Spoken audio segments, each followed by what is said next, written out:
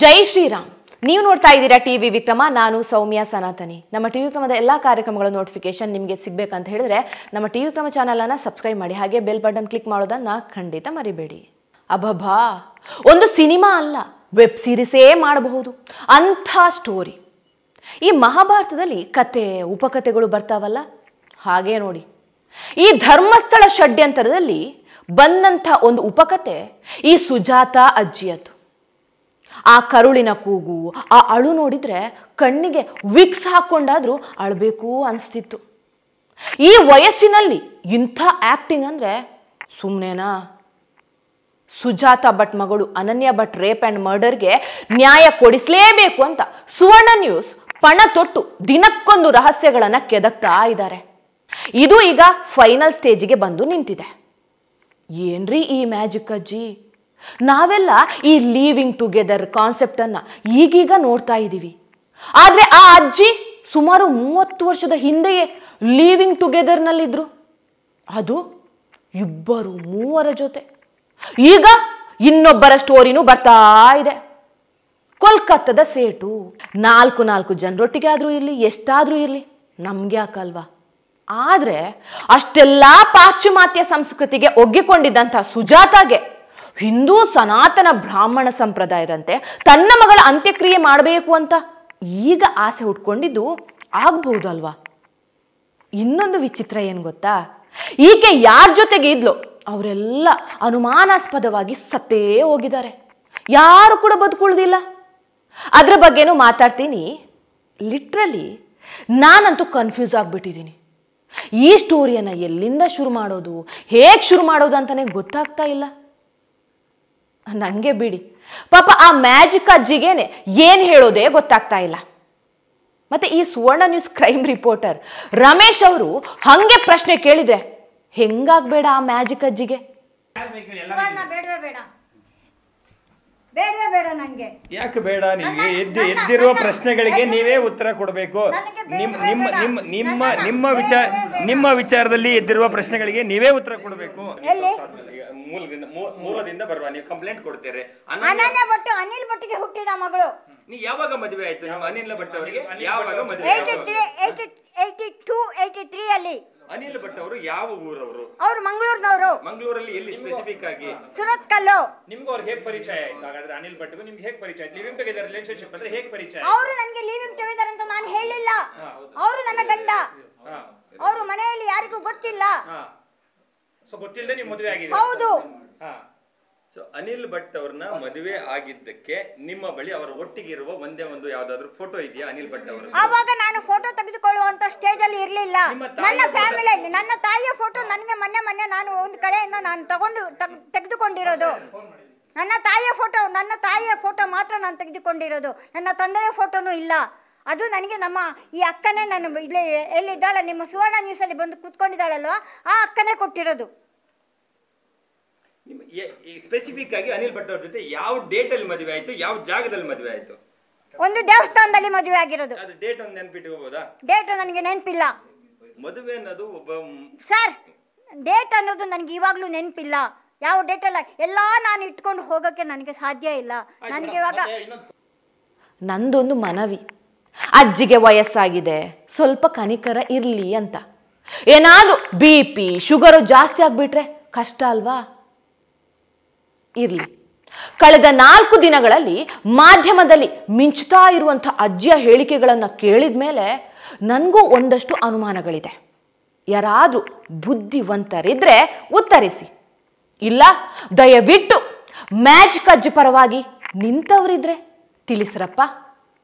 Better Sujata Bhat ಅವರೇ ಈ video ನೋಡಿ ಉತ್ತರಿಸಿದ್ರು ಒಳ್ಳೇದೇ. ನಂಗೆ ಅನುಮಾನ ನಂಬರ್ 1, ಸುಜಾತ ಭಟ್ ಒಂದು ಕಡೆ ಹೇಳ್ತಾರೆ, 1ರಿಂದ 7ನೇ ಕ್ಲಾಸಿನವರೆಗೂ ಅರವಿಂದ್ ಮತ್ತು ವಿಮಲಾ ದಂಪತಿಗಳು ನನ್ನ ಮಗಳನ್ನ ಸಾಕ್ತಾ ಇದ್ರು ಅಂತ. ಆ ಒಂದು ದಿನದ ಮಗುವನ್ನ ಈ ಅರವಿಂದ್ ಮತ್ತು ವಿಮಲಾ ಅನ್ನುವರು ಕರ್ಕೊಂಡು ಹೋಗಿದ್ರು. ಅವರು ಸಾಕ್ತಾ ಇದ್ರು. ಅವರು ಒಂದು ಹಳ್ಳಿಯವರು. ಅವ್ರ ಜೊತೆ ನಿಮ್ಗೆ ಈಗಲೂ ಕಾಂಟ್ಯಾಕ್ಟ್ ಇದೆಯಾ? ಇವಾಗ ಇಲ್ಲ. ಅವರು ತುಂಬಾ ವಯಸ್ಸಾದವರು, ಅವ್ರು ಸತ್ತು ಹೋಗಿದ್ದಾರೆ. ಸೊ ನಿಮ್ಮ ಆಯ್ತು ಅರವಿಂದ್ ವಿಮಲಾ ಅವರು ಸಾಕ್ತಾ ಇದಾರೆ ಅನ್ನೋದಾದ್ರೆ ನೀವು ಯಾವಾಗ ಮಗಳನ್ನ ಕರ್ಕೊಂಡು ಬರ್ತೀರಿ ನಿಮ್ಮ ಒಟ್ಟಿಗೆ ಇರ್ಲಿಕ್ಕೆ? ಯಾವ ವಯಸ್ಸಲ್ಲಿ ಕರ್ಕೊಂಡು ಬರ್ತೀರಿ? 7ನೇ ಕ್ಲಾಸ್ ಆದ್ಮೇಲೆ ನನ್ನ ಜೊತೆಗೆ ನಾನು ಕರ್ಕೊಂಡು ಹೋಗ್ತಾ ಇರೋದು. 7ನೇ ಕ್ಲಾಸಿಗೆ ಕರ್ಕೊಂಡು ಬಂದ್ಮೇಲೆ ಇದೇ ಸುಜಾತ ಭಟ್ ಇನ್ನೊಂದ್ ಕಡೆ ಹೇಳ್ತಾರೆ, ಇಲ್ಲ MBBS ಅಡ್ಮಿಷನ್ ಮಾಡಿಸ್ಕೊಂಡಿರೋದು ಕೂಡ ಅರವಿಂದ್ ಹಾಗೂ ವಿಮಲಾ ಅಂತ. 7ನೇ ಕ್ಲಾಸಿನ ನಂತರ ಮಗಳನ್ನ ನಿಮ್ಮ ಕೈಗೆ ಕೊಟ್ಟ ಮೇಲೆ ಅವ್ರು ಯಾಕೆ ಬಂದು ಅಡ್ಮಿಷನ್ ಮಾಡ್ತಾರೆ? ಸುಜಾತ ಉಪಾಧ್ಯಾಯ ಅವರೇ. ಇನ್ನು ಅನುಮಾನ ನಂಬರ್ 2, ಅನನ್ಯ ಭಟ್ ಕಾಣೆಯಾಗುವಾಗ ಆಕೆಯ ವಯಸ್ಸು ಎಷ್ಟಾಗಿತ್ತು ಅನ್ನೋದು. ನೋಡಿ, ಮುಲ್ಲಾ ಮೊಹಮ್ಮದ್ ಸಮೀರ ಛತ್ರಿ ಹಿಡ್ಕೊಂಡು ಕೈ ಮೈ ಎಲ್ಲ ಕುಣಿಸ್ಕೊಂಡು ಅನನ್ಯ ಭಟ್ ಸ್ಟೋರಿ ಹೇಳುವಾಗ ಹೇಳ್ತಾನೆ, ಆಕೆ ಫಸ್ಟ್ ಇಯರ್ MBBS ಓದ್ತಾ ಇದ್ಲು ಅಂತ.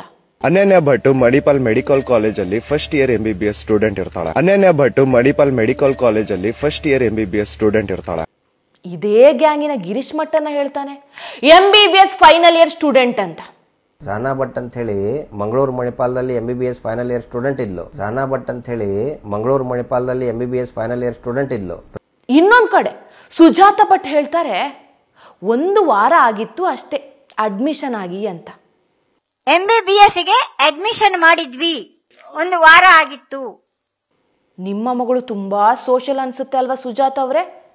ಅಡ್ಮಿಷನ್ ಆದ 1 ವಾರದಲ್ಲೇ 3 ಬೆಸ್ಟ್ ಫ್ರೆಂಡ್ಸ್ ಸಿಗ್ತಾರೆ, ಅವ್ರ ಜೊತೆ ಧರ್ಮಸ್ಥಳ ಟ್ರಿಪ್ ಬೇರೆ ಹೋಗ್ತಾರೆ. ವರೇ ವಾ, ಸರಿ ಇರ್ಬೋದೇನು, ತಾಯಿನೂ ತುಂಬಾ ಸೋಷಿಯಲ್ ಅಲ್ವಾ, ಹಾಗೆ ಮಗಳು ಇರಬಹುದು ಅನ್ಕೊಂಡೆ.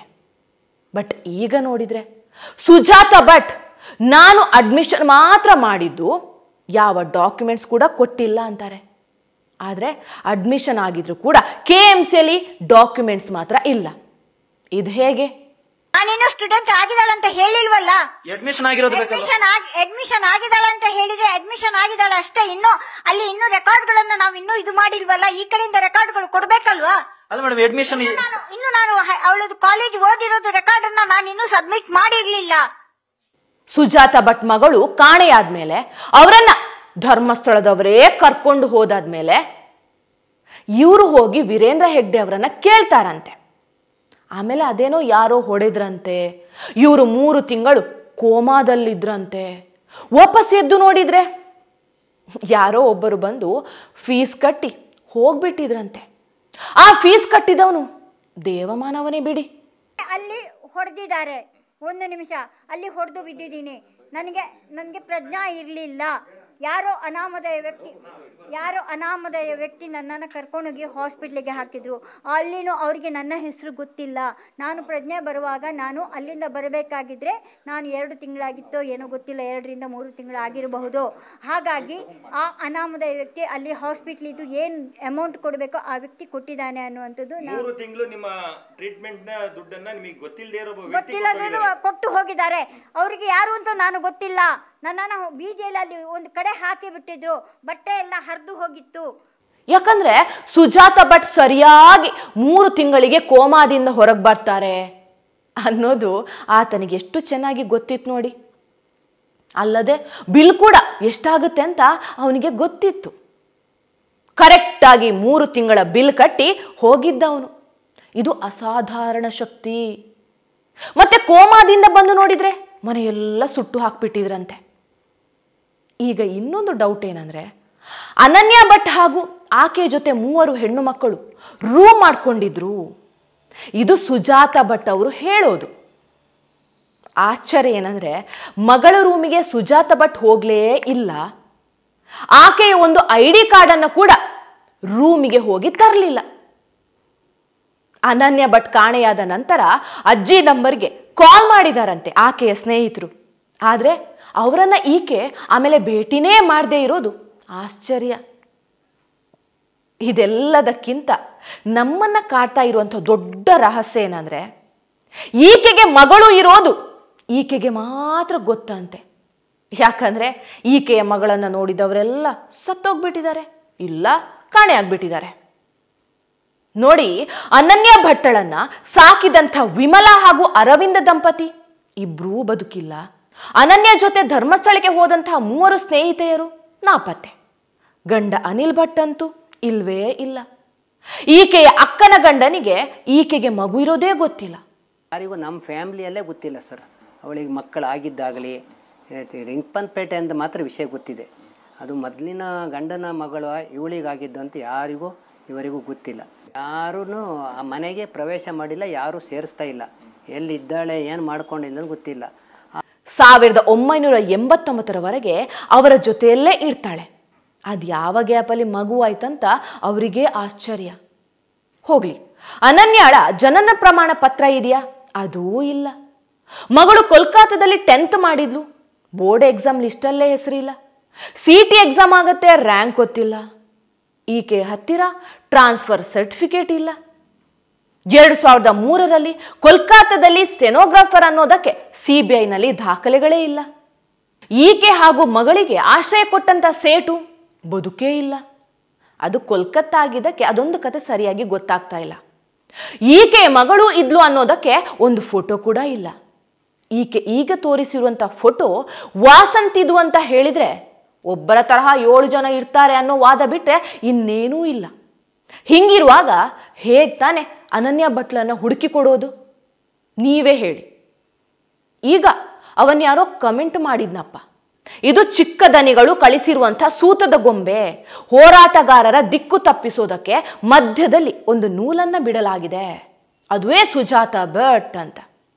ಹಾಗಾದ್ರೆ ಈ ಹಿಂದೆ ಇದೇ ವಿಷಯದಲ್ಲಿ ಮೊಹಮ್ಮದ್ ಸಮೀರ್, ಗಿರೀಶ್ ಮಟ್ಟನ್ನ ಸ್ಟೋರಿ ಮಾಡಿದ್ದು ಚಿಕ್ಕ ದಣಿಯವರನ್ನ ಕೇಳಿಯಾ? ರಿಪಬ್ಲಿಕ್ ಟಿವಿಯಲ್ಲಿ ಬೆಳಿಗ್ಗೆ ಹೇಳ್ತಾರೆ 8 ತಿಂಗಳ ಮಗುವನ್ನ ಫ್ಯಾಮಿಲಿಯವರು ಕೆರೆಯಲ್ಲಿ ಹಾಕಿದ್ರು ಅಂತ. ಅದನ್ನ ಅರವಿಂದ್ ಮತ್ತು ವಿಮಲಾ ಅವರು ನೋಡಿ ಸಾಕಿದ್ರು ಅಂತ. ಇದೇ ಮ್ಯಾಜಿಕ್ ಅಜ್ಜಿಯ ಸಂಜೆಯ ಸ್ಟೇಟ್ಮೆಂಟ್ 1 ದಿನದ ಮಗುವಾಗಿತ್ತು ಅಂತ. 8 ತಿಂಗಳ ಮಗುವನ್ನ ಕೆರೆಯಲ್ಲಿ ತಗೊಂಡು ಹೋಗಿ ನನ್ನ ಫ್ಯಾಮಿಲಿಯವರು ಹಾಕಿದ್ರು. ಆ ಮಗುವನ್ನ ಅರವಿಂದ್ ಮತ್ತು ವಿಮಲಾ ಅನ್ನುವರು ನೋಡಿಬಿಟ್ಟು ಅವರು ತಗೊಂಡು ಹೋಗಿ ಮಗುವನ್ನ ಎತ್ಕೊಂಡು. ನೀವ್ ಅವಾಗ ಮಗು ಕಳ್ಸಿಕೊಟ್ಬಿಟ್ಟೆ ನಾನು. ಯಾಕೆ ಕಳ್ಸಿಕೊಟ್ಬಿಟ್ರಿ ಅವಾಗ? ನಿಮ್ಗೆ ದುಃಖ ಆಗಿದೆ. ಎಷ್ಟು ದಿನದ ಮಗು ಅಮ್ಮ ಅವಾಗ? 1 ದಿನದ ಮಗು. 1 ದಿನದ ಮಗು. ಅಲ್ಲಿಂದ ಅರವಿಂದ್ ವಿಮಲಾ ಅಲ್ಲ, ಏನಾದ್ರೂ ಬಾಹುಬಲಿಯ ಶಿವಗಾಮಿ ಕತೆ ನೋಡ್ಕೊಂಡು ಬಂದು ಹೇಳ್ತಾ ಇದಾರ ಹೆಂಗೆ ಇವರು? ಮಗುವನ್ನ ತಗೊಂಡು ಹೋದ್ರಂತೆ, ನೀರಿಗೆ ಹಾಕಿದ್ರಂತೆ, ಆ ಮಗುವನ್ನ ಇನ್ಯಾರೋ ಸಾಕಿದ್ರಂತೆ. ಇಲ್ಲಿ ವಿಚಿತ್ರ ಅನ್ಸೋದು ಏನು ಗೊತ್ತಾ? ಒಬ್ಬ ಅನಾಮಿಕ ಪೊಲೀಸರಿಗೆ ಮಾಹಿತಿ ನೀಡದೆ 100 ಅಲ್ಲ 1000 ಕೊಲೆಯಾಗಿರೋ ಶವಗಳನ್ನ ಹೂತು ಹಾಕಿದ್ದೇನಂತ ಬಂದು ಹೇಳಿದ್ರು ಕೂಡ ಅವನು ಅಪರಾಧಿ ಆಗೋದಿಲ್ಲ. ಹೇಗೆ? ನಿಜವಾಗ್ಲೂ ಕೊಲೆಯಾಗಿ ಹೆಣ ಹೂತಿದ್ದೇ ಆದ್ರೆ ಅವನು ಈ ಕೇಸ್ನಲ್ಲಿ ಅಪರಾಧಿ ಅಲ್ವಾ? ಸೊ ಅವನನ್ನ ಅರೆಸ್ಟ್ ಮಾಡದೆ ಹೇಗ್ ಬಿಟ್ರಿ ಇವರು? ಅಲ್ಲದೆ ಭೂಮಿಯಲ್ಲಿ ಹೂತಿರುವಂಥ ಯಾವುದೇ ಮೃತದೇಹವನ್ನ ವಾಪಸ್ ತೆಗೆಯೋ ಹಾಗಿಲ್ಲ. ಹಾಗೆ ತೆಗಿಲೇಬೇಕು ಅಂದ್ರೆ ಅಲ್ಲಿ ತಹಶೀಲ್ದಾರರ ಒಪ್ಪಿಗೆ ಬೇಕು. ಹಾಗಾದ್ರೆ ಇವನು ಹೇಗ್ ತಂದ? ಪೊಲೀಸರು ಯಾಕೆ ಅದನ್ನ ಪ್ರಶ್ನೆ ಮಾಡಿಲ್ಲ? ಅದಕ್ಕೆ ಯಾಕೆ ಅವನನ್ನ ಇನ್ನೂ ಬಂಧಿಸಿಲ್ಲ? ಈ ಕಡೆ ಮ್ಯಾಜಿಕ್ ಅಜ್ಜಿ ಸುಜಾತ ತಾನಾಗೇ ಹೇಳ್ತಾರೆ 8 ತಿಂಗಳ ಮಗುವನ್ನ ಅದಿನ್ನೂ ಡೌಟ್ ಇದೆ, 1 ದಿನದ ಮಗು ಅಂತನೂ ಹೇಳ್ತಾ ಇದ್ದಾರೆ. ಒಟ್ಟಿನಲ್ಲಿ ಪಾಪ ಆ ಎಳೆ ಮಗುವನ್ನ ನದಿಗೆ ಬಿಸಾಡಿದ್ದು ಕಾನೂನಿನ ಮೂಲಕ ಅಪರಾಧ ಆಗೋದಿಲ್ವಾ? ಮದುವೆಗೂ ಮುಂಚೆ ಹುಟ್ಟಿದ ಮಗುವನ್ನ ನದಿಯಲ್ಲಿ ಬಿಸಾಡಿದ ಈ ತಾಯಿಯ ಕರುಳ ಕೂಗನ್ನ ಕೇಳಿ ಜನರಲ್ಲಿ ಅನುಕಂಪ ಹುಟ್ಟಿದ್ದನ್ನ ನೋಡಿದ್ರೆ ಬಹಳ ಆಶ್ಚರ್ಯ ಆಗತ್ತೆ ನಂಗೆ. ನಿಜ ಹೇಳ್ಬೇಕಂದ್ರೆ ಈ ಅಜ್ಜಿಯನ್ನ ಈ ವಯಸ್ಸಿನಲ್ಲಿ ಹಿಂಗೆ ನೋಡಿದಾಗ ಬೇಜಾರಾಗತ್ತೆ. ಇಲ್ಲದೆ ಇರೋ ಮಗುವನ್ನ ಕಳ್ಕೊಂಡಿದ್ದಕ್ಕೆ ಅಲ್ಲ, ಈ ವಯಸ್ಸಿನಲ್ಲಿ ಯಾವ್ದೋ ಮಾತು ಕೇಳಿ ಸುಳ್ಳು ಹೇಳಿ ಈ ತರಹ ಇಕ್ಕಟ್ಟಿಗೆ ಸಿಲುಕಿ ಹಿಂಗ್ ಅಳೋ ಹಾಗಾಯ್ತಲ್ವಾ ಅಂತ ಬೇಜಾರು. ಬೆಟರ್ ಈ ಅಜ್ಜಿಯನ್ನ ಮಾನಸಿಕ ನೆಮ್ಮದಿ ಕೇಂದ್ರಕ್ಕೆ ಸೇರ್ಸೋದೇ ಒಳ್ಳೇದು ಅನ್ಸುತ್ತೆ. ಹಂಗೂ ಕನಿಕರ ತೋರಿಸೋದು ತಪ್ಪು ಬಿಡಿ. ಯಾಕಂದ್ರೆ ಈ ಅಜ್ಜಿ ಎಂಥ ಖತರ್ನಾಕ್ ಅಂದ್ರೆ ಒಂದು ಯೂಟ್ಯೂಬ್ ಚಾನೆಲ್ನಲ್ಲಿ ಕೂತ್ಕೊಂಡು ಧರ್ಮಸ್ಥಳ ದೇವಾಲಯಕ್ಕೆ ಕಲ್ಲು ಹೊಡೆಯೋಣ ಅಂತಾರೆ. ನನಗೆ ಏನು ಅಂತ ಹೇಳಿದ್ರೆ ಅಲ್ಲಿ 2 ಕಲ್ಲು ಹೊಡೆದು ನಾವು ದಂಗೆ ಹೇಳ್ಬೇಕು. ನನಗೆ ಏನು ಅಂತ ಹೇಳಿದ್ರೆ ಅಲ್ಲಿ 2 ಕಲ್ಲು ಹೊಡೆದು ನಾವು ದಂಗೆ ಹೇಳ್ಬೇಕು. ಆ ಚಾನೆಲ್ನ ಎಳಸನ್ನ ಅವತ್ತು ಅದಕ್ಕೆ ಧರ್ಮಸ್ಥಳದಲ್ಲಿ ಅಡ್ಡಗಟ್ಟಿ ಬಾರಿಸಿದ್ದು. ಧರ್ಮಸ್ಥಳದ ಆಟೋ ಡ್ರೈವರ್ಗಳು ಅತ್ಯಾಚಾರಿಗಳು ಅಂದ್ರೆ ಸನ್ಮಾನ ಮಾಡಿ ಕಳಿಸ್ತಾರ. ಮತ್ತೆ ಆದ್ರೂ ಒಂದು ಅವಕಾಶ ಇದೆ ಸುಜಾತ ಭಟ್ ಅವರಿಗೆ. ಸರಿ, ಏನೋ ದುಷ್ಟ ತಿಮರೋಡಿ ಗ್ಯಾಂಗ್ನ ಮಾತಿಗೆ ಬಲಿಯಾಗಿ ಹಿಂಗೆಲ್ಲ ಮಾಡಿದ್ರಿ. ಯಾವುದೋ ಆಸೆಗೆ ಸುಳ್ಳು ಕತೆ ಸೃಷ್ಟಿಸಿರಬಹುದು. ಈಗಲೂ ಕಾಲ ಮಿಂಚಿಲ್ಲ ಸುಜಾತ ಅವರೇ. ಸುಳ್ಳಿನ ಮೇಲೆ ಸುಳ್ಳು ಹೇಳ್ತಾ ಹೀಗೆ ಬದುಕನ್ನ ಮತ್ತಷ್ಟು ನರಕ ಮಾಡಿಕೊಳ್ಳುವ ಬದಲು ಸತ್ಯವನ್ನ ನೀವಾಗೆ ಒಪ್ಕೊಂಡು ಬಿಡಿ. ಆಗ ಸಮಾಜವು ಒಪ್ಕೊಳ್ಳುತ್ತೆ, ಪಶ್ಚಾತ್ತಾಪ ಆದ್ರೂ ಪಟ್ಟಿದ್ದಾರೆ ಅಲ್ವಾ ಅಂತ. ಇಲ್ಲ, ನಾನು ಇದನ್ನೇ ಮುಂದುವರಿಸ್ತೀನಿ ಅಂದ್ರೆ ಈ ವಯಸ್ಸಿನಲ್ಲಿ ಪಾಪ ಜೈಲಿಗೆ ಹೋಗ್ಬೇಕಾಗಬಹುದು. ನೋಡಿ, ಯೋಚನೆ ಮಾಡಿ ಸುಜಾತ ಅಜ್ಜಿಯವರೇ. ಟಿವಿ ವಿಕ್ರಮ, ದೇಶ ನಿಮ್ಮ ಕೈಯಲ್ಲಿ. ಈ ಕಾರ್ಯಕ್ರಮ ನಿಮಗೆ ಇಷ್ಟ ಆಗಿದ್ದಲ್ಲಿ ಲೈಕ್, ಶೇರ್ ಹಾಗೂ ಕಮೆಂಟ್ ಮಾಡಿ. ಟಿವಿ ವಿಕ್ರಮದ ಕಾರ್ಯಕ್ರಮಗಳನ್ನು ನಿರಂತರವಾಗಿ ವೀಕ್ಷಿಸಲು ಸಬ್ಸ್ಕ್ರೈಬ್ ಮಾಡಿ, ಬೆಲ್ ಐಕನ್ ಒತ್ತಿ.